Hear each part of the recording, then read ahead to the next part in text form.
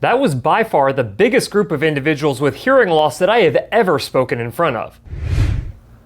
Hey guys, welcome back to the Dr. Cliff AUD vlog. This is vlog number 228, and today I want to share with you guys my experience of speaking at the Hearing Loss Association of America conference right here in Phoenix, Arizona. But before I do, if you could do me a huge favor, click the like button, really helps out the channel. And if you are not yet subscribed to the channel with notifications turned on, go ahead and do that as well. It is greatly appreciated. So going back a couple of months now, you guys may have seen my vlog post that I did where I announced that I was going to be speaking at the HLAA conference here in Phoenix in June. And it happened to actually land on my birthday, June 27th, out here in Phoenix, Arizona. So I ended up submitting a presentation, basically. So here's really what happened.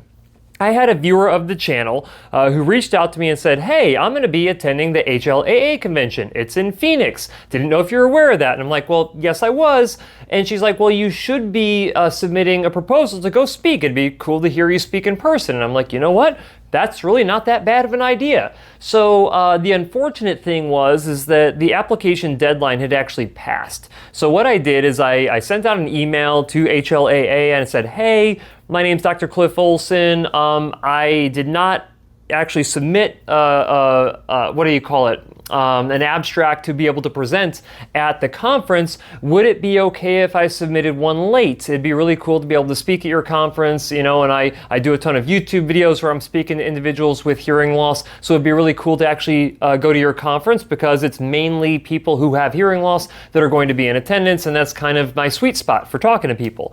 And so they reached out and said, absolutely, it'd be great to have you come speak at the conference. So I basically asked them, what type of topics would you be interested in? They're like, well, you just pick what you want to do. And I'm like, great, so what do you think I would pick? Of course, I picked why best practices are more important than the best hearing aids. Now, if you've been watching my channel for a while now, you're not at all surprised by this. You know, the hearing aid is definitely important, and getting the right hearing aid for you is really important, but none of that matters unless you have a hearing care professional who follows best practices.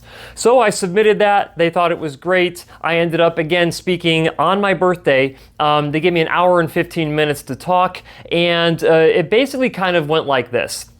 My presentation started off with the whole history of hearing aid technology, right? Starting from the very first hearing aid ever, which is cupping your hand behind your ears, all the way up to the crazy technology that we're seeing come out today, and how much faster it's coming out today. Rather than it taking centuries to have one new version of a hearing aid come out, we're literally coming out with new versions of hearing aids every year or two. So it's really cool to be able to talk about the technology, but then I made really a hard pivot in the middle of the talk that was discussing the idea that, you know, hearing aid satisfaction rates and performance with hearing aids really improves substantially if you have a hearing care professional who follows comprehensive audiologic best practices. Now, I've talked about best practices, like I said, a lot on this channel, so if you want to go learn about these best practices, by all means go and do that. If you have not yet printed out my best practice checklist, you can go to my website, hearingup.com, and print those off as well if you want to be able to follow along with these. But I basically picked about 5 of the most common best practices, or the most important best practices that exist. They're all important, but these 5 really are the ones that I wanted to drive home to the people who are in attendance at the conference.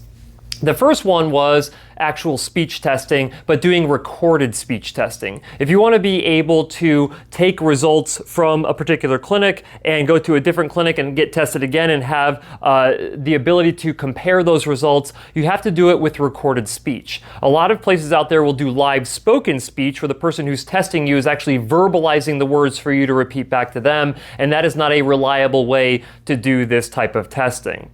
So doing recorded speech testing is something that if you want it to be a reliable result and you want to be able to compare those results with future tests or tests done at different clinics, it has to be recorded.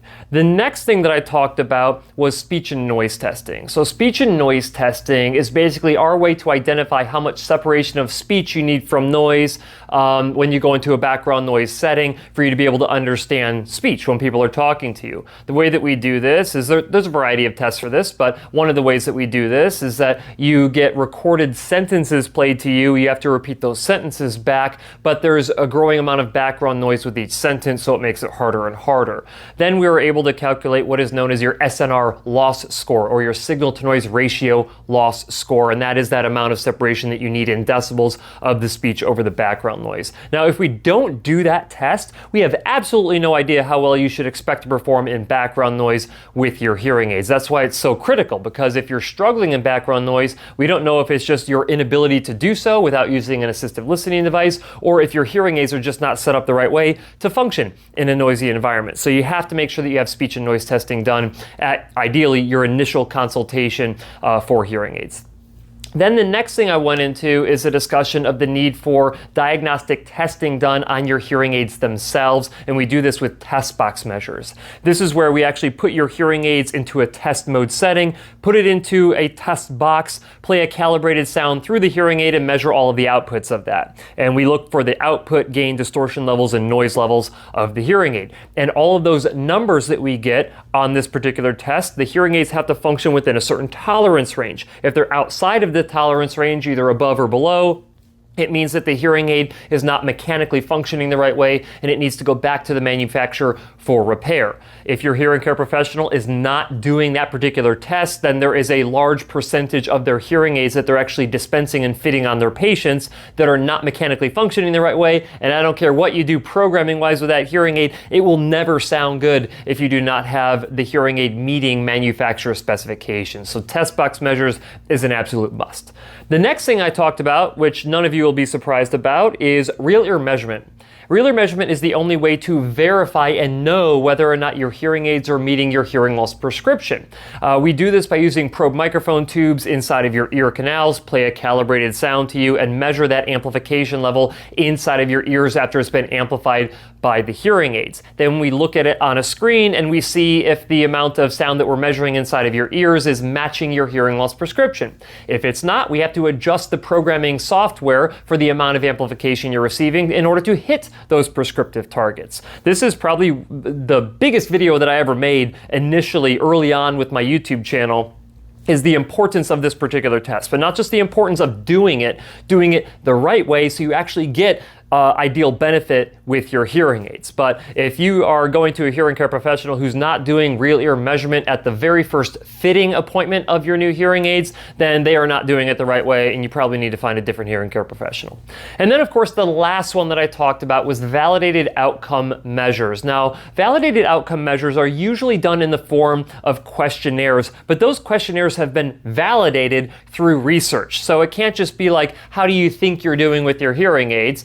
That would not be a validated way to identify if you're actually getting subjective benefit with your hearing aids. It should be very specific situations that you're using as a gauge for how much improvement you're getting with your hearing aids, and then that is scored on a particular scale. Some of my favorite ones are the COSI, the AFAB, and the IOI-HA. These are 3 different validated questionnaires that should be used at the conclusion of a fitting sequence to identify if your hearing aids are giving you the full amount of benefit. So that's all I had time to talk about, really, because when you think about it, I mean, I have like 1,500 plus videos on my channel talking for hours and hours and hours and hours about these different best practices and going into much more detail on each one of them. But I only had an hour and 15 minutes, and I wanted to have time for some questions. And ultimately, the questions we went over time on the questions. We couldn't go too far over time because they had what do they call that? The opening session where everybody goes to the main room and they go and hear someone talking. And the person who spoke at this particular conference was fantastic. She was sharing her experience with having a tumor growing in her head, basically compressing her brainstem. Fortunate that it didn't kill her, but of course she lost all of her hearing in one of her ears, and so she is now single-sided deafness. But she had a very inspirational story, honestly, and it was very interesting. I will try to link that the book that she wrote in the description of this video if you guys want to learn more about her story, because it was a very, very powerful one. But ultimately, got a lot of good feedback. I got a chance to see some channel viewers and subscribers who were at the conference, which was really cool. Laura Maeda was there. She came all the way down from the Pacific Northwest to spend some time here in Arizona in the summertime, which is borderline crazy, but you got to do what you got to do to go and go to a good conference. So it was a very good experience. Like I said, it was great getting to see people who I've known for a while.